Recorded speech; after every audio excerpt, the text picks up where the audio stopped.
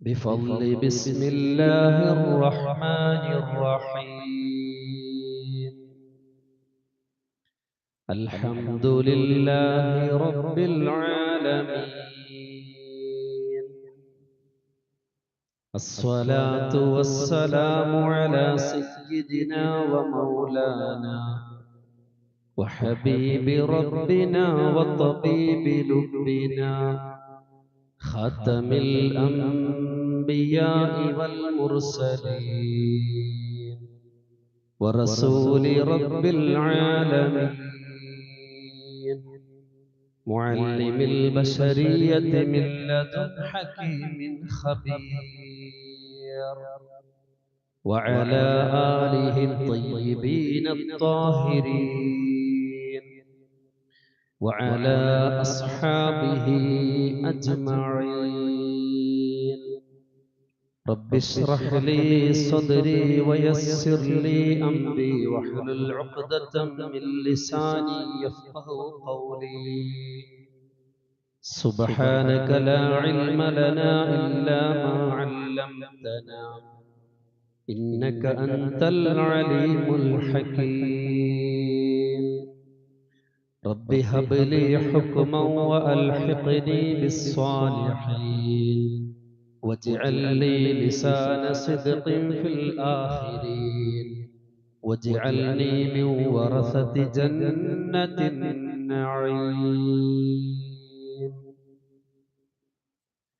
يا سيدي يا رسول الله خذ بيدي ما لي سواك ولا ألوي على أحد فأنت نور الهدى في كل كائنتي وأنت سر الندى يا خير معتمدي. സ്നേഹാദരവോട് നിറഞ്ഞ കാരണവന്മാരെ, സഹോദരങ്ങളെ, അല്ലാഹു സുബ്ഹാനഹു വ തആല അവന്റെ അളവറ്റ അനുഗ്രഹം കൊണ്ട് നമ്മിൽ നിന്നും സംഭവിച്ചു പോയ എല്ലാ വീഴ്ചകളും വിട്ടുപുറത്ത് മാപ്പാക്കി തരുമാറാകട്ടെ. പരിശുദ്ധമായ ശഅബാൻ മാസം, പവിത്രമായ വെള്ളിയാഴ്ച, പരിശുദ്ധമായ മസ്ജിദിൽ ഒരുമിച്ച് കൂടിയതുപോലെ അവന്റെ സ്വർഗീയ സുവനത്തിൽ ഒരുമിച്ച് കൂടാൻ അല്ലാഹു നമുക്ക് ഏവർക്കും തൗഫീഖ് നസീബാക്കുമാറാകട്ടെ. നമ്മെയും നാമുമായി ബന്ധപ്പെട്ടവരെയും നമ്മിൽ നിന്നും മൺമറഞ്ഞ എല്ലാവരെയും ആഖിറത്തിൽ വിജയിക്കുന്ന മുത്തഖീങ്ങളിൽ അല്ലാഹു ഉൾപ്പെടുത്തുമാറാകട്ടെ. ബഹുമാനികളെ,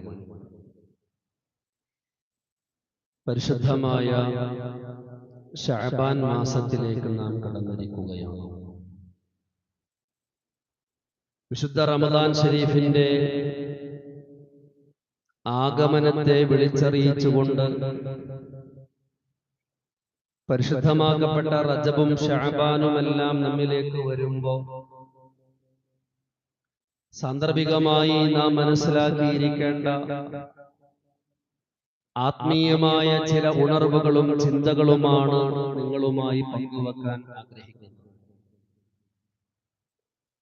അഷ്റഫുൽ ഖൽഖ് റസൂലുള്ളാഹി സ്വല്ലല്ലാഹു അലൈഹി വസല്ലമ തങ്ങൾ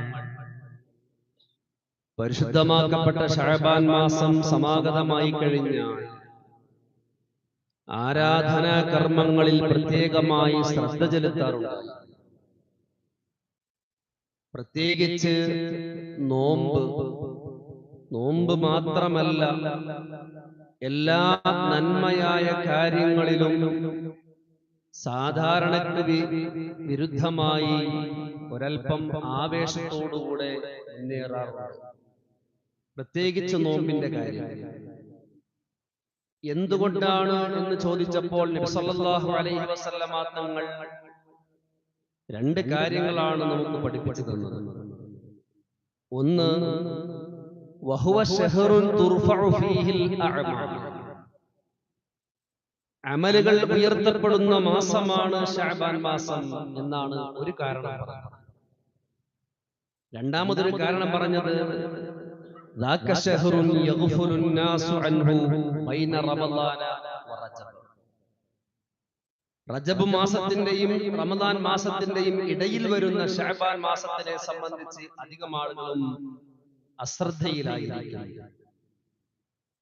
എന്തുകൊണ്ടാണ് നന്മയിൽ ആവേശത്തോടുകൂടെ മുന്നേറുന്നത് എന്ന് മുത്തുനബി സല്ലല്ലാഹു അലൈഹി വസല്ലമ തങ്ങളോട് ചോദിച്ചപ്പോ രണ്ട് കാര്യങ്ങളാണ് ഹബീബായ തങ്ങൾ പഠിപ്പിച്ചത്. ഒന്ന്, ജനങ്ങൾ അശ്രദ്ധമാകുന്ന മാസമാണ് റമളാൻ, ശഅബാൻ. പവിത്രമായ റജബും പരിശുദ്ധമായ റമളാനും ഇതിന്റെ ഇടയിൽ വരുന്ന ശഅബാൻ മാസം അശ്രദ്ധമായി പോകും. അതുകൊണ്ട് നിങ്ങൾ ശ്രദ്ധിച്ചോളണം എന്നാണ് തങ്ങൾ മുന്നറിയിപ്പ് നൽകിയത്. ബഹുമാനികളെ, നമ്മെ സംബന്ധിച്ചിടത്തോളം ഈ കാര്യങ്ങളെല്ലാം മുഖവിലക്കെടുക്കേണ്ടതുണ്ട്.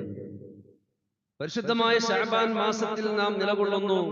പ്രഥമ വെള്ളിയാഴ്ചയിലാണ് നാം ഉള്ളത്. ഒരുപാട് തീരുമാനങ്ങൾ എടുക്കേണ്ട ഒരു മാസമാണ് പരിശുദ്ധമാക്കപ്പെട്ട ശഅബാൻ മാസം. നല്ല നല്ല തീരുമാനങ്ങൾ എടുക്കേണ്ട മാസമാണ്. എന്നാൽ മാത്രമാണ് പവിത്രമായ റമളാൻ ശരീഫിനെ ആരാധനാ കർമ്മങ്ങൾ കൊണ്ട് ധന്യമാക്കാൻ നമുക്ക് കഴിയുകയുള്ളൂ. അതുകൊണ്ടാണ് അങ്ങനെ പറഞ്ഞിട്ടുള്ളത്. ശഅബാൻ മാസം മുതൽ നിങ്ങൾ ആലോചിക്കണമെന്നത്. പ്രധാനമായിട്ടും ഈ ശഅബാൻ മാസത്തിൽ നാം മനസ്സിലാക്കേണ്ടത് 3 കാര്യങ്ങളാണ്. ഒന്ന്, ശഅബാൻ മാസത്തെ നാം വേണ്ട രീതിയിൽ വിനിയോഗിച്ചു കഴിഞ്ഞാൽ റമളാൻ ശരീഫിനെ നല്ല രീതിയിൽ നമുക്ക് ഉപയോഗപ്പെടുത്താൻ കഴിയും. രണ്ടാമത്തത്, നബി സല്ലല്ലാഹു അലൈഹി വസല്ലം തങ്ങൾ നമ്മളോട് നിർദ്ദേശിച്ചതുപോലെ നമ്മുടെ ഇബാദത്തുകൾ, അഅ്മാലുകൾ, ആരാധന കർമ്മങ്ങൾ ഉയർത്തപ്പെടുന്ന മാസമാണ്. അതുകൊണ്ട് നിങ്ങൾ ആ വിഷയത്തിൽ ശ്രദ്ധ ചെലുത്തണം. തങ്ങൾ പറഞ്ഞതാണ്, എന്റെ കർമ്മങ്ങൾ സൃഷ്ടാവായ അല്ലാഹുവിന്റെ മുമ്പിൽ സമർപ്പിക്കപ്പെടുന്ന ഒരു മാസം ആണ് എന്ന് ഞാൻ അറിയുമ്പോ അതിനെ വേണ്ട രീതിയിൽ ഞാൻ വിനിയോഗിക്കണമല്ലോ. അതാണ് ഹബീബായ തങ്ങൾ പഠിപ്പിച്ചത്. ബഹുമാനികളെ, 3 രീതിയിലാണ് നമ്മുടെ അമലുകൾ അല്ലാഹുവിന്റെ മുമ്പിൽ പ്രദർശിപ്പിക്കപ്പെടുന്നത്. 3 സമയങ്ങളിലാണ് അല്ലാഹുവിന്റെ അടുക്കലേക്ക് നമ്മുടെ അമലുകളെ ഉയർത്തപ്പെടുന്നത്. ഒന്നാമത്തെ സമയം എപ്പോഴാണെന്നറിയോ? സുബഹിന്റെ സമയവും അതുപോലെ തന്നെ അസറിന്റെ സമയവും. അത് എല്ലാ ദിവസവും നടക്കുന്ന കാര്യമാണ്. 3 രീതിയിലാണ് അല്ലാഹുവിന്റെ അടുക്കലേക്ക് നമ്മുടെ അമലുകൾ ഉയർത്തപ്പെടുന്നത്. ഒന്ന്, എല്ലാ ദിവസവും. 2, ആഴ്ചയിൽ. മൂന്നാമത്തത്, വാർഷികമായിട്ട് ഉയർത്തപ്പെടുന്നു. എല്ലാ ദിവസവും ഉയർത്തപ്പെടുന്നത് സുബഹിന്റെ സമയത്തും അസറിന്റെ സമയത്തും വരുന്ന മലക്കുകളാണ്. എല്ലാ പകലിലും അല്ലാഹു തആല നമ്മിലേക്ക് മലക്കുകളെ അയക്കുന്നുണ്ട്. രാത്രിയിലേക്കും അല്ലാഹു തആല നമ്മളിലേക്ക് മലക്കുകളെ അയക്കുന്നുണ്ട്. ഹബീബായ തങ്ങൾ പഠിപ്പിക്കുന്ന ബുഖാരി ഇമാം റഹ്മത്തുള്ളാഹി അലൈഹി റിപ്പോർട്ട് ചെയ്യുന്ന ഹദീസിൽ കാണാം, യജ്തമിഊന ഫീ സ്വലാത്തിൽ ഫജ്രി വൽ അസ്ർ. ഈ 2 മലക്കുകളും ഒരുമിച്ച് കൂടുന്ന നിസ്കാരമാണ് സുബഹിന്റെ നിസ്കാരവും അസ്റിന്റെ നിസ്കാരവും. ഏത് മലക്കുകൾ? പകലിൽ അല്ലാഹു തആല നിയോഗിക്കുന്ന മലക്കുകളുണ്ടല്ലോ, അവർ വരുന്നത് സുബഹിക്കാണ്. സുബഹിക്ക് നമ്മുടെ ജമാഅത്തിൽ വരും. അപ്പൊ നമ്മളോ നല്ല ഉറക്കത്തിലായിരിക്കും അല്ലേ? സുബഹിന്റെ സമയത്ത് സുബഹിയുടെ ജമാഅത്തിൽ പങ്കെടുക്കാൻ പകലിൽ അയക്കുന്ന മലക്കുകൾ വരും. അപ്പൊ രാത്രിയിലുള്ള മലക്കുകളും അപ്പോൾ ഉണ്ടാവും സുബഹിന്റെ സമയത്ത്. അത് കഴിയുമ്പോഴാണ് അവർ സുബഹി നിസ്കാരം കഴിഞ്ഞിട്ടാണ് അവർ അല്ലാഹുവിന്റെ അടുക്കലേക്ക് ഉയർന്നു പോകുന്നത്. നമ്മുടെ രാത്രിയിലെ നന്മകളുമായി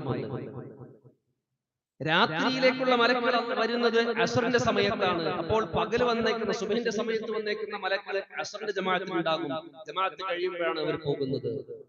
ബഹുമാനികളെ, സുബഹിന്റെ ജമാഅത്തും അസ്റിന്റെ ജമാഅത്തും നമ്മുടെ ജീവിതത്തിൽ വളരെയധികം വിലപ്പെട്ടതാണ്, നിർണായകമാണ്. ഒരിക്കലും നഷ്ടപ്പെടാതിരിക്കാൻ നമ്മൾ ശ്രദ്ധിക്കണം. എന്ത് വില കൊടുത്തും നാം അതിൽ പങ്കെടുക്കാൻ തയ്യാറാകണം. എന്തുകൊണ്ട്?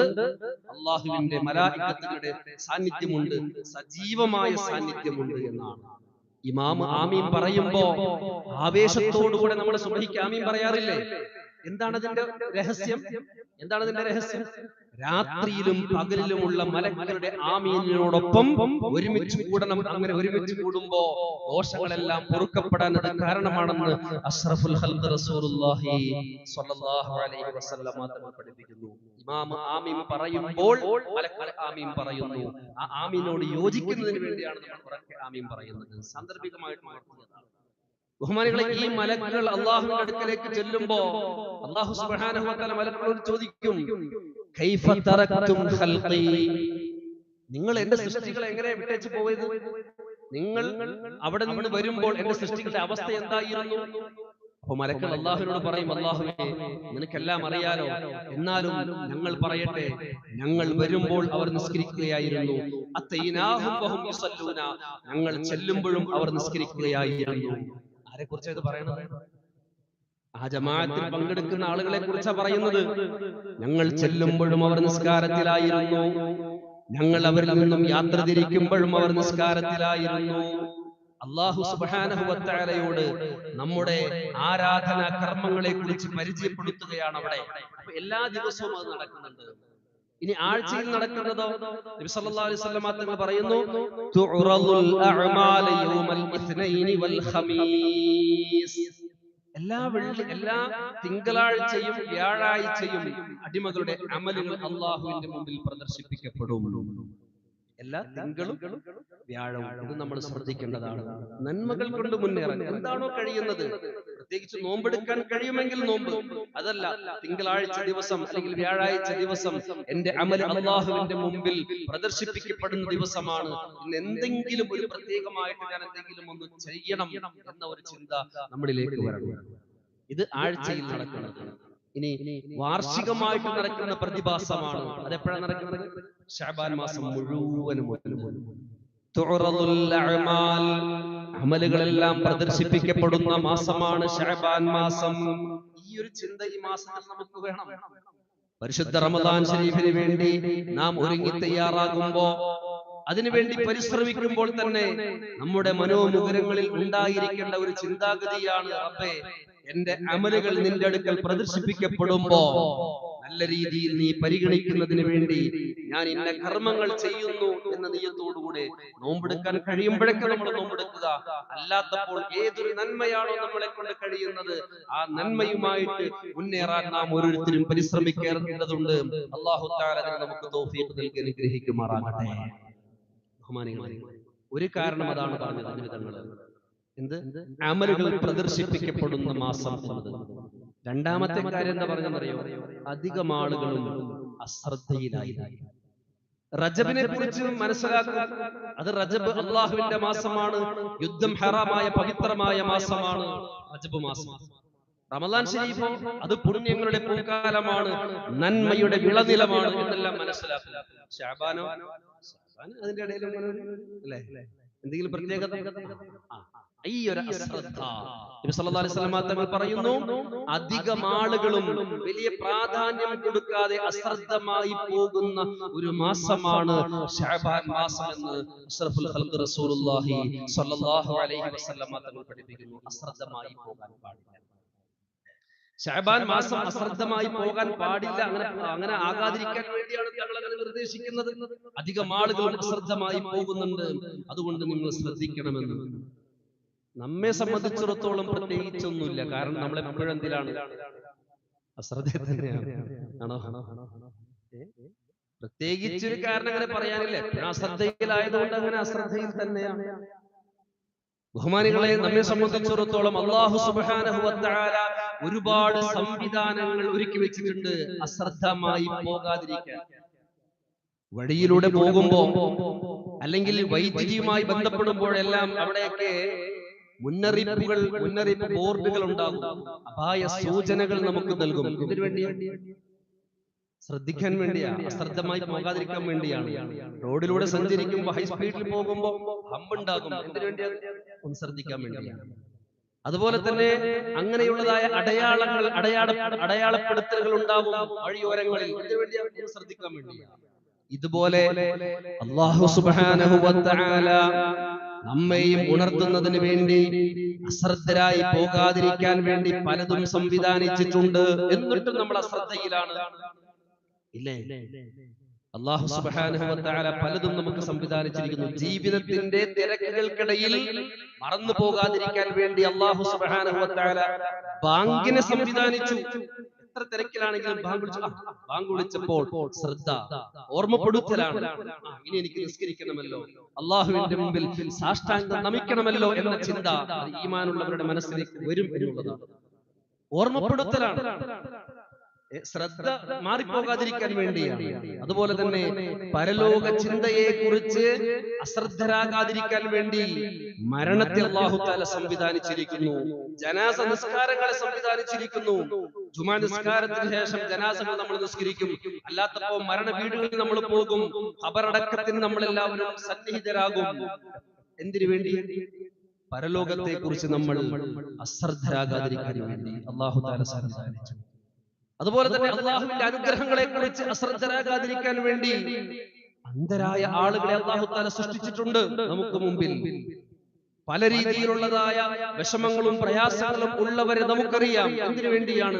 അള്ളാഹുവിന്റെ അനുഗ്രഹത്തെ മറന്നു പോകാതിരിക്കാൻ വേണ്ടിയാണ്. പത്രമാധ്യമങ്ങൾ എടുക്കുമ്പോൾ ദൃശ്യശ്രാവ്യ മാധ്യമങ്ങളിലൂടെയെല്ലാം പ്രയാസങ്ങൾ അനുഭവിക്കുന്ന നാടുകളെ കുറിച്ചും എല്ലാം നാം കേൾക്കുന്നതും കാണുന്നതും എന്തിനു വേണ്ടിയാണ്? അള്ളാഹുവിന്റെ അനുഗ്രഹത്തെ കുറിച്ച് മറന്നു പോകാതിരിക്കാൻ വേണ്ടിയാണ്, അശ്രദ്ധരായി പോകാതിരിക്കാൻ വേണ്ടിയാണ്. എന്നിട്ടും നമ്മളെ എന്തിലാണ്? അശ്രദ്ധയിൽ തന്നെയാണ്. അല്ലേ ബഹുമാനികളെ? ചിന്തിച്ചു നോക്കൂ. എന്താണെങ്കിലും പരിശുദ്ധമാക്കപ്പെട്ട ശഅബാൻ മാസം എന്നുള്ളത് അല്ലാഹു സുബ്ഹാനഹു വ തആല നമുക്ക് നൽകിയേക്കുന്നത് അല്ലാഹു തആല അല്ലാഹുവിന്റെ അനുഗ്രഹങ്ങളെ കുറിച്ച് ഓർക്കുവാനും അശ്രദ്ധമായി പോകാതിരിക്കാനും നാം ശ്രദ്ധിക്കണം. എന്തിനു വേണ്ടിയാ ശഅബാൻ മാസത്തെ നമുക്ക് മുമ്പിൽ നൽകിയേക്കുന്നത്? റമളാൻ ശരീഫിന് വേണ്ടി നാം ഒന്ന് നല്ല രീതിയിൽ ഒരുങ്ങണം. അതിനു വേണ്ടിയാണ്. ഹബീബായ തങ്ങളോട് അല്ലാഹു തആല പറഞ്ഞ ഒരു കാര്യം പറഞ്ഞു തരട്ടെ. നബി സല്ലല്ലാഹു അലൈഹി വസല്ലം തങ്ങളോട് വലാ തകും മിനൽ ഗാഫിലീൻ അല്ലാഹു സുബ്ഹാനഹു വ തആല മുത്തുനബിയോട് പറഞ്ഞതാണ്. വലാ തകുൻ നബിയെ അങ്ങ് ആകരുത് കേട്ടോ മിനൽ ഗാഫിലീൻ, അശ്രദ്ധയിൽപ്പെട്ടവരാകരുത് കേട്ടോ. ആരോടാ പറയുന്നത്? മുത്തുനബിയോട് അല്ലാഹു സുബ്ഹാനഹു വ തആല പറഞ്ഞ വാക്കാണ് വലാ തകും മിനൽ ഗാഫിലീൻ. നബിയെ അങ്ങ് അശ്രദ്ധയിൽപ്പെട്ടവരാകല്ലേ എന്ന്. നമ്മുടെ അവസ്ഥ നമ്മൾ അധികവും അശ്രദ്ധയിൽ അങ്ങനെ പോവുകയാണ്. ബഹുമാനികളെ, അശ്രദ്ധയിൽ ആകാതിരിക്കാൻ നമ്മൾ ഓരോരുത്തരും ശ്രദ്ധിക്കേണ്ടതുണ്ട്. ഇനി മറ്റൊരു കാര്യം പറയട്ടെ.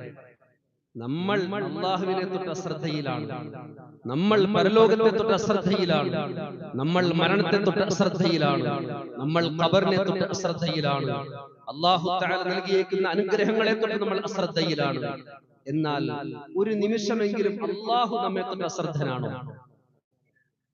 അല്ലാഹു ഒരു നിമിഷമെങ്കിലും നമ്മളെ തൊട്ട് അശ്രദ്ധനാണോ? നമ്മുടെ ആന്തരിക അവയവങ്ങളെ ചലിപ്പിക്കുന്നത് ആരാ? നമ്മുടെ കഴിവാ? അല്ലാഹു തആലയല്ലേ? അല്ലാഹു അല്ലേ നമ്മളെ ശ്രദ്ധിച്ചു കൊണ്ടിരിക്കുന്നത്?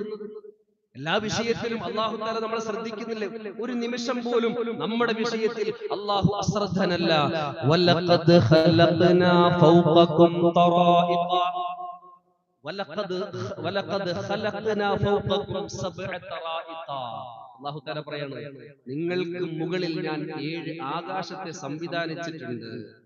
വമാ കുന്നാ അനിൽ ഖൽഖി, അങ്ങനെ സംവിധാനിച്ചിട്ടുണ്ടെങ്കിൽ പോലും വമാ കുന്നാ അനിൽ ഖൽഖി, ഈ 7 ആകാശത്തിനും താഴെയുള്ള സൃഷ്ടികളെ തൊട്ട് ഞാനല്ല ഗാഫിലീൻ, അശ്രദ്ധനല്ല. അശ്രദ്ധനായെങ്കിൽ ഇതെല്ലാം കൂടി പൊളിഞ്ഞ് തലയിലേക്ക് വീണേനെ. അല്ലാഹു തആല പറയാണ് വലഖദ് ഖലഖനാ ഫൗഖകും സബ്അ തറായിഖ, 7 വാനങ്ങളെ ഞാൻ സംവിധാനിച്ചിട്ടുണ്ട് നിങ്ങൾക്ക് മുകളിൽ. വമാ കുന്നാ അനിൽ ഖൽഖി, ഈ 7 ആകാശത്തിനും താഴെയുള്ള സൃഷ്ടികളെ തൊട്ട് ഞാനല്ല ആരല്ല ഗാഫിലീൻ, അശ്രദ്ധനല്ല. ബഹുമാനികളെ, നമ്മെ തൊട്ട് അല്ലാഹു തആല അശ്രദ്ധനല്ല. നമ്മളാണെങ്കിലോ അല്ലാഹു തആലയുടെ വിഷയത്തിൽ, പരലോകത്തിന്റെ വിഷയത്തിൽ, അല്ലാഹു നൽകിയേക്കുന്ന അനുഗ്രഹങ്ങളുടെ വിഷയത്തിൽ നാം അശ്രദ്ധനാണ്. പരിശുദ്ധ ശഅബാൻ മാസത്തിൽ ഹബീബായ തങ്ങൾ പ്രത്യേകമായിട്ട് നമ്മളോട് കൽപ്പിച്ച കാര്യമാണ്. അധികം ആളുകളും അശ്രദ്ധയിലായി പോകുന്ന ഈ സാഹചര്യത്തിൽ മുഅ്മിനീങ്ങളെ, നിങ്ങൾ അശ്രദ്ധരായി പോകരുത്. ആരാധനാ കർമ്മങ്ങളിൽ നിങ്ങൾ കൃത്യമായിട്ട് ശ്രദ്ധിക്കണം. മഹാനായ പ്രവാചകൻ സല്ലല്ലാഹു അലൈഹി വസല്ലമ തങ്ങൾ അശ്രദ്ധയിൽ പെടാതിരിക്കാൻ ഒരു മാർഗം നമുക്ക് പറഞ്ഞു തരുന്നുണ്ട്. അധികം ആളുകളും അശ്രദ്ധയിലാണ് എന്ന് പറയുന്നിടത്ത് അല്ലാഹു സുബ്ഹാനഹു വ തആല നമ്മെ തൊട്ട് ഒരു നിമിഷം പോലും അശ്രദ്ധനല്ല എന്ന് വരുന്നിടത്ത് നമ്മൾ അശ്രദ്ധരായി പോകാതിരിക്കാൻ ഒരു നിർദ്ദേശം ഹബീബായ തങ്ങൾ നമുക്ക് നൽകുന്നുണ്ട്. മൻ ഹാഫള അലാ ഹൗലാഇ സ്വലവാത്തിൽ മക്തൂബാതി, മുത്തനബി സല്ലല്ലാഹു അലൈഹി വസല്ലമ തങ്ങൾ പറയുന്നു, അബൂ ഹുറൈറ റളിയല്ലാഹു തആല അൻഹു ആണ് ഹദീസ് റിപ്പോർട്ട് ചെയ്യുന്നത്, മൻ ഹാഫള അലാ ഹഉലാഇ സ്വലവാത്തിൽ മക്തൂബാത്തി, ആരെങ്കിലും ഈ 5 നേരത്തെ ഫർദ് നിസ്കാരം കൃത്യമായ നിലയിൽ സൂക്ഷ്മതയോടുകൂടെ നിർവഹിച്ചു കഴിഞ്ഞാൽ ലം യകും മിനൽ ഗാഫിലീൻ, അവൻ അശ്രദ്ധരിൽ പെടുകയില്ല. അല്ലാഹു തആല നമുക്ക് തൗഫീഖ് നൽകുമാറാകട്ടെ. ബഹുമാനികളെ, അശ്രദ്ധരിൽ പെടുകയില്ല, അശ്രദ്ധരുടെ കൂട്ടത്തിൽ എഴുതപ്പെടാതിരിക്കാനുള്ള ഒരു മാർഗമാണ്, ഒരു അമല് ഹബീബായ തങ്ങൾ നമുക്ക് പഠിപ്പിച്ചു തരുന്നത് 5 നേരത്തെ നിസ്കാരമാണ്. ഒന്നും കൂടി ഹദീസ് നമുക്ക് വായിക്കാം. മൻ ഹാഫള അലാ ഹഉലാഇ സ്വലവാത്തിൽ മക്തൂബാത്തി, ഈ 5 നേരത്തെ നിസ്കാരത്തെ ആരെങ്കിലും സൂക്ഷ്മതയോടുകൂടെ നിർവഹിച്ചു കഴിഞ്ഞാൽ ലം യകും മിനൽ ഗാഫിലീൻ, അവൻ ഗാഫിലിങ്ങളിൽ പെടുകയില്ല, അശ്രദ്ധരിൽ പെടുകയില്ല. റമദാൻ ശരീഫിന് മുന്നോടിയായിട്ട് നാം എടുക്കേണ്ട ഒന്നാമത്തെ തീരുമാനം എന്താണത്? ഒരു നിസ്കാരവും ഖളാ ആകാതെ ഞാൻ നിർവഹിക്കുമെന്ന തീരുമാനമെങ്കിലും എടുക്കുക. പരമാവധി ജമാഅത്ത്, സുബഹിന്റെയും അസ്റിന്റെയും ജമാഅത്ത്, നേരത്തെ പറഞ്ഞതുപോലെ എല്ലാ മലക്കളുടെയും സാന്നിധ്യം ഉണ്ടാകുന്ന ആ ജമാഅത്ത് നിസ്കാരം കൃത്യമായിട്ട് നിർവഹിക്കാൻ നമ്മൾ തയ്യാറാവുക. അതോടൊപ്പം തന്നെ പരിശുദ്ധമാക്കപ്പെട്ട റമദാൻ ശരീഫിനെ നല്ല മനസ്സോടുകൂടെ സ്വീകരിക്കാൻ നമ്മൾ തയ്യാറാകുക. ആരോടും ഒരു വിദ്വേഷമോ വെറുപ്പോ ഒന്നും വെക്കാതെ, ആർക്കും നമ്മളെ കൊണ്ട് ഒരു ഉപദ്രവവും ഉണ്ടാകാതെ പരിശുദ്ധ റമദാൻ ശരീഫിനെ നല്ല രീതിയിൽ സ്വീകരിക്കാൻ നമ്മൾ തയ്യാറാകുക. അതാണ് ഹബീബായ തങ്ങൾ പറഞ്ഞത്, ഇദാ ദഖല ശഅബാൻ, ശഅബാൻ നിങ്ങളിലേക്ക് ആഗതമായോ എന്നാൽ ഫതഹിറൂ അൻഫുസകും, നിങ്ങളുടെ നഫ്സുകളെ നിങ്ങൾ നന്നാക്കുക. നിങ്ങൾ മാനസികമായിട്ടും ശാരീരികമായിട്ടും നിങ്ങളൊന്ന് നന്മയിലേക്ക് വരിക എന്ന് അള്ളാഹുവിന്റെ ഹബീബ് നബി സല്ലല്ലാഹു അലൈഹി വസല്ലമ തങ്ങൾ നമ്മളോട് പഠിപ്പിക്കുകയാണ്. ഒരാൾക്കും ഒരു രീതിയിൽ ഉപദ്രവം ഉണ്ടാക്കാതിരിക്കുക. പ്രത്യേകിച്ച് സോഷ്യൽ മീഡിയ എല്ലാം നമ്മൾ കൈകാര്യം ചെയ്യുന്ന സമയത്ത്, സോഷ്യൽ മീഡിയയിലെ ഈ അടുത്ത കാലത്തെ ഇരയാണ് ആര്? ദീപക് എന്ന് പറയുന്നതായ സഹോദരൻ. ദീപക് എന്ന് പറയുന്ന ഒരു സഹോദരന്റെ മരണം ഒരു ആത്മഹത്യയായിട്ട് മാത്രം നമുക്ക് പരിഗണിക്കാൻ കഴിയില്ല. വെറും ഒരു ആത്മഹത്യയായിട്ട് മാത്രം പരിഗണിക്കാൻ കഴിയില്ല. എന്തുകൊണ്ട്? വീഡിയോ എടുത്തവരും ഇത് സത്യമാണോ അല്ല അസത്യമാണോ എന്ന് പരിശോധിക്കാതെ ഷെയർ ചെയ്തവർക്കും ഇതിലെല്ലാം ധാർമ്മികമായ ഉത്തരവാദിത്തമുണ്ട്. മുഅ്മിനിനെ സംബന്ധിച്ചിടത്തോളം അള്ളാഹുവിന്റെ മുമ്പിൽ കൈകെട്ടി സമാധാനം പറയേണ്ടി വരും. നമ്മെ കൊണ്ട് ആരെങ്കിലും ഒരാള് പ്രയാസത്തിലായാൽ, അത് ഏത് രീതിയിലാണെങ്കിലും, പ്രത്യേകിച്ച് നമ്മൾ സോഷ്യൽ മീഡിയ ഉപയോഗിക്കുമ്പോൾ വളരെയധികം ശ്രദ്ധിക്കണം. പരിശുദ്ധ ശഅബാൻ മാസം, റമദാൻ മാസത്തിലെല്ലാം വളരെയധികം നമ്മൾ ശ്രദ്ധിക്കണം. ആർക്കും നമ്മളെ കൊണ്ട് ഒരു ഉപദ്രവവും ഉണ്ടാകാൻ പാടില്ല. ബഹുമാനികളെ, നമ്മെ സംബന്ധിച്ചിടത്തോളം നമുക്ക് ഏവർക്കും അറിയാവുന്നതാണ്, ഒരു കുറ്റവാളി, ഒരാളെ കുറ്റവാളിയായിട്ട് വിധിക്കപ്പെടുന്നത്, നമ്മുടെ നാട്ടിൽ കുറ്റവാളിയായിട്ട് വിധിക്കപ്പെടുന്നത്, ഭരണഘടന അനുസരിച്ചുകൊണ്ട് ഒരാളെ കുറ്റവാളിയായിട്ട് വിധിക്കപ്പെടുമ്പോഴാണ് അയാൾ കുറ്റവാളിയായിട്ട് മാറുകയുള്ളൂ. അതുവരെ അയാൾ നിരപരാധിയാണ്. ഈ ഒരു അറിവ് നമുക്കുണ്ടാകണം. ഭരണഘടന നമുക്ക് ഓരോരുത്തർക്കും അനുവദിച്ചു തരുന്ന ഒരു എന്താണ്, നമുക്ക് അനുവദിച്ചു തരുന്ന അവകാശമാണ്. കുറ്റവാളി എന്ന് വിധിക്കപ്പെടുന്നത് വരെ അയാൾ നിരപരാധിയാണ്. എന്നാൽ സോഷ്യൽ മീഡിയയിലോ കുറ്റാരോപിതൻ കുറ്റവാളിയായിട്ട് മാറുന്ന അവസ്ഥയാണ് സോഷ്യൽ മീഡിയയിലുള്ളത്. വളരെയധികം നമ്മൾ ശ്രദ്ധിക്കേണ്ടതുണ്ട്. ഇന്റർനെറ്റും സ്മാർട്ട് ഫോണുമെല്ലാം നാം ഉപയോഗിക്കേണ്ടത് അറിവ് നേടാനും അതുപോലെ തന്നെ നീതിക്ക് വേണ്ടി പടപൊരുതാനുമുള്ള ആയുധമായിട്ടാണ് ഉപയോഗിക്കേണ്ടത്. അതല്ലാതെ മറ്റൊരുത്തന്റെ ശവം ആകുന്നതിന്, മറ്റൊരുത്തന്റെ ജീവൻ ഹനിക്കുന്ന കൊലക്കയറായിട്ട് മാറരുത് നമ്മുടെ സ്മാർട്ട് ഫോണും ഇന്റർനെറ്റും ഉപയോഗവും. ഒരിക്കലും അങ്ങനെ ആകാൻ പാടില്ല. സാന്ദർഭികമായിട്ട് ഞാൻ ഉണർത്തിയതാണ്. ഒരാൾക്കും നമ്മുടെ ഇന്റർനെറ്റ് ഉപയോഗം കൊണ്ട്, സ്മാർട്ട് ഫോൺ ഉപയോഗം കൊണ്ട്, നമ്മുടെ സോഷ്യൽ മീഡിയ ഉപയോഗം കൊണ്ട് ഒരാൾക്കും ഒരു പ്രയാസവും ഉണ്ടാകാൻ പാടില്ല. ഉണ്ടായാൽ വിരൽ തുമ്പിലൂടെ ഷെയർ ചെയ്യുന്ന സമയത്ത് നാം ഒന്ന് ആലോചിക്കണം, ഇത് ഷെയർ ചെയ്യുന്ന സമയത്ത് ചെയ്യപ്പെടുന്ന ആൾക്കെന്തെങ്കിലും ഉപകാരമുണ്ടോ, അല്ലെങ്കിൽ ഈ വീഡിയോയിലുള്ള ആൾക്കെന്തെങ്കിലും ഉപദ്രവം ആയി മാറുമോ എന്ന് നാം ശരിക്കും ആലോചിച്ചതിന് ശേഷം മാത്രമേ നാം ചെയ്യാൻ പാടുള്ളൂ. ഇല്ലെങ്കിൽ ബഹുമാനികളെ, ശഅബാൻ മാസമല്ല, റമദാൻ മാസമല്ല, ഏത് മാസം വന്നാലും അള്ളാഹുവിന്റെ ഇഷ്ടം നേടിയെടുക്കാൻ നമുക്ക് കഴിയുകയില്ല എന്ന് സാന്ദർഭികമായിട്ട് ഉണർത്തുകയാണ്. ഹബീബായ തങ്ങൾ പറഞ്ഞതുപോലെ തഹ്ഹിറൂ അൻഫുസകും, പരിശുദ്ധ ശഅബാൻ മാസമാണ് ഉള്ളത്. എല്ലാ നിലയിലും പവിത്രത നേടിയെടുക്കാൻ നമ്മൾ ഓരോരുത്തരും പരിശ്രമിക്കേണ്ടതുണ്ട്. അല്ലാഹു തആല നമുക്ക് അതിന് തൗഫീഖ് നൽകി അനുഗ്രഹിക്കുമാറാകട്ടെ.